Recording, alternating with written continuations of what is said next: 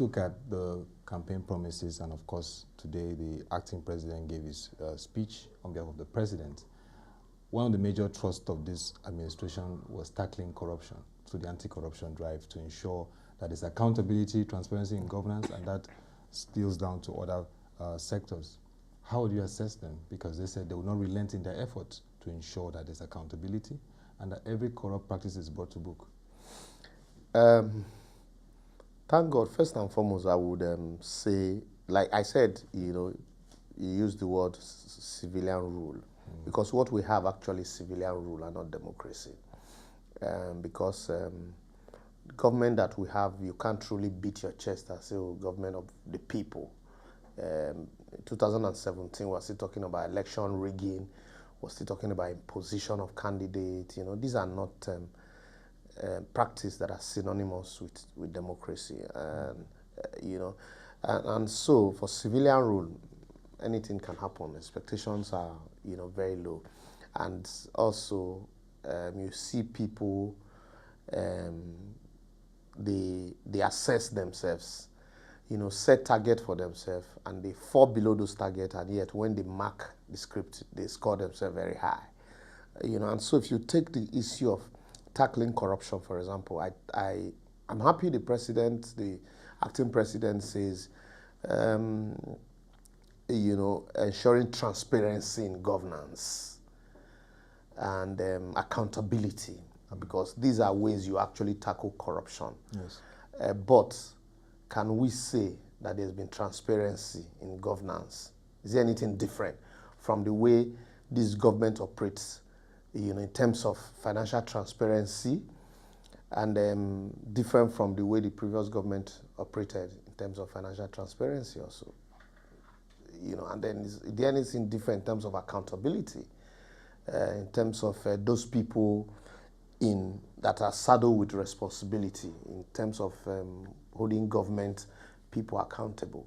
Would those people who have always seen being held accountable are those that served in previous government, and then people who left, even those that served in previous government but found their way into this new party? The moment you jump into the party, your sins are forgiven. And so will you call that accountability? And so that's where I really have a challenge. And then also, that's on one side. And then you're talking about fighting corruption. And then you fight, passive corrupt people or corrupt people. We look at our investigatory apparatus. How well have we fared so far? Is it different? Is there anything different from what we had before? Are we winning cases now on the street the way, it should be? The answer is no, because it's the same method of investigation. What just changed was the head and then the sensation created. And so, what are we doing to ensure that there's a reformation, restructuring in that sector? Why are we fixated on EFCC as if, financial crime, rests, investigation of financial crime rests with EFCC, just a few people, when you have, police in every community? So what have we done? Is our blueprint in terms of reforming the police? Are we going to use that as a campaign to come 2019? So in terms of also reforming the judiciary, what have we done also? It's not enough to say, you carried out a sting operation on judges, and, what have become of that, the outcome? We saw Ademola just left off the hook because, investigation and prosecution were not thorough. So what are we doing to ensure that the windmill of justice is fast-tracked for the ordinary man on the street? These are, ways people feel the impact of governance. And then in terms of infrastructural development, in terms of the economy, it is easy for government to score themselves high, that they've done so well, because we forget where we are coming from. But also I blame the people. The people should know that it is one thing to vote, but it is another thing to mount the pressure, to be internally vigilant. That's the price you must pay for liberty, internal vigilance. You have to keep people in government on their toes. Like an analogy I did somewhere, it's like you employ somebody to manage the affairs of your company, and then you go to sleep. You create excuses for him. These people, we employ them. They came to us, we interviewed them through campaigns, and then we voted, we employed them through our votes. So it is for us to begin to set targets for them and not to pat them on the back anytime they make mistakes and create excuses for them. And so that's why they would think that they tar one road with money that is yours, and then they want you to celebrate them when actually they promised you 50. So if you now talk about the fights, the insecurity in the country, yes, we have, there are gains in terms of the fight against Boko Haram. Yeah, we're not where we were, we can do better. Yeah, I give them kudos for that. But there is a new menace, the greater insecurity ravaging the land. As you're killing Boko Haram, it's as if the Boko Haram is transmutating into a bigger problem called the ravaging Fulani herdsmen. Well, let's look at institutionalizing and the safeguards and deterrents in this tackling of corruption. Would you say we've seen a robust structure? The AGF, Attorney General of the Federation, talked about bringing out this infrastructure for tackling corruption. You see, where there are no targets, anything is termed as achievement. That's prosecuting case now is an achievement. Were we not prosecuting cases before? So you say, cases have been brought to the fore, some big people have been dragged to court. In 2007, almost every former governor that left office in 2007 were dragged to court. It became an achievement for somebody to celebrate. But what became of those cases? There's a role of the judiciary in that regard to expedite cases. And is then, the judiciary playing its role effectively? And then the first question you should ask is, what led to the delay in the dispensation of justice? And what steps were taken to correct them? One of the steps taken was the creation of Administration of Criminal Justice Act. Yeah.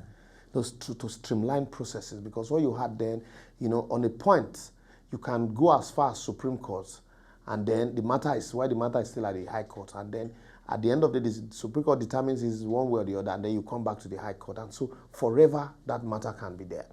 But the Administration of Criminal Justice Act streamlined all of this process and even gave room for everyday hearing. But have we created the enabling environment to allow that act thrive?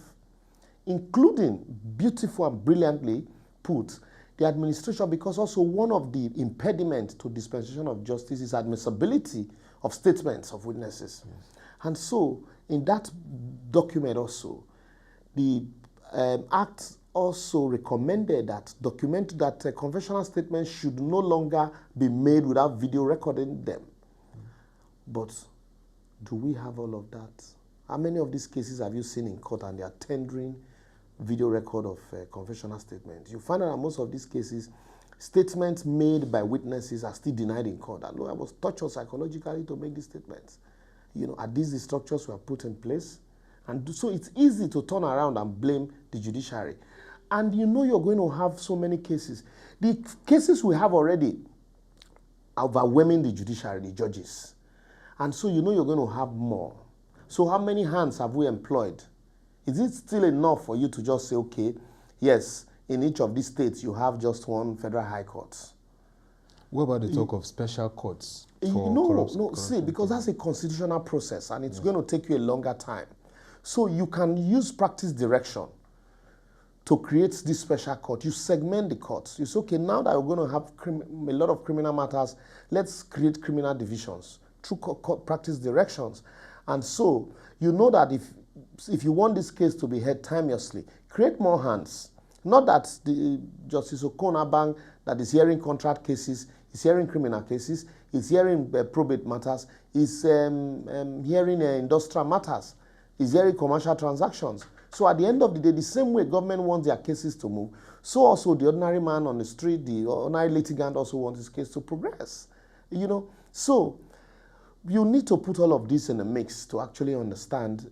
So it is more of rhetorics than the actual action. Take, for example, during the campaign, the same acting president told us, as friends of Oshibanjo in VI, that they were going to try to encourage marketing board, create marketing board, so that for farmers, you don't have to bother about, off-takers for your produce. And so just produce, and there are off-takers. But what have we done with all of that? Look at the Anambra rice example. Brilliant and fantastic. They are even the first people to patronize the rice farmers. But are we replicating same even at the federal level? Are we even encouraging other states to do it apart from this rice production in Lagos and in Anambra? You know, so when you see other nations diversifying into a knowledge-based economy, what are we doing? We say we want to diversify into agriculture, want to produce pencil and import grasses.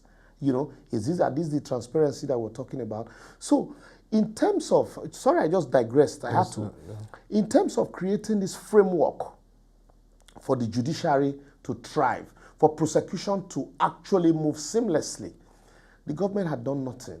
It is the previous government that, you know, enacted the Administration of Criminal Justice Act. Yeah. So government is continuous. One would have expected this government now to look at the act, what are the impediments, and how can we put the structures in place? And the structures are not in place. And so it becomes difficult. And so why is the Nigerian police the way it is? The same people, when they were in opposition, and they told us that federalism, fiscal federalism was the best to happen to us, and that we should actually unbundle Nigeria.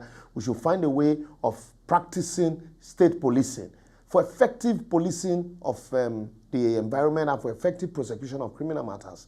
What have we discussed in that line? It's all the same part of prosecution, that you still leave the bulk of the work to be done by one man at the center, where everybody, Nigeria is like a big local government, where everybody runs to the chairman, who is the president, for assistance. We're calling on the government to come to our aid. We're calling on the government to come to our aid. Local government, we have almost killed local government in Nigeria. And this government also is not doing anything to even encourage, you know, local government vibrancy. Look at what Lagos State government just did, called local government election primaries. That's the All Progressive yes, Congress. It was shameful. And these are people who are controlling government at the center. So that's why, for me, I am looking at it. Is easy for people to say, oh, you're just lamenting. Yes, I would lament, because there were promises on the basis of which people voted and expected. And when they came on board, for the first 6 months, they went to sleep. And then they said, don't worry, just give us the first 2 years. It's easy. It is not, it's too early to begin to judge us. The problem of 16 years cannot be erased in a month. And then we said 2 years. Now, 2 years down the line, we have not even taken a step. Even where we have taken, we took 10 forward and 15 backward. These are all of the problems, because these people, you know, promised that they were going to solve power problem, that they were going to build infrastructure, that they were going to diversify the economy and make it very vibrant and robust, that the budgeting processes was going to be different. Look at the 2016 budget.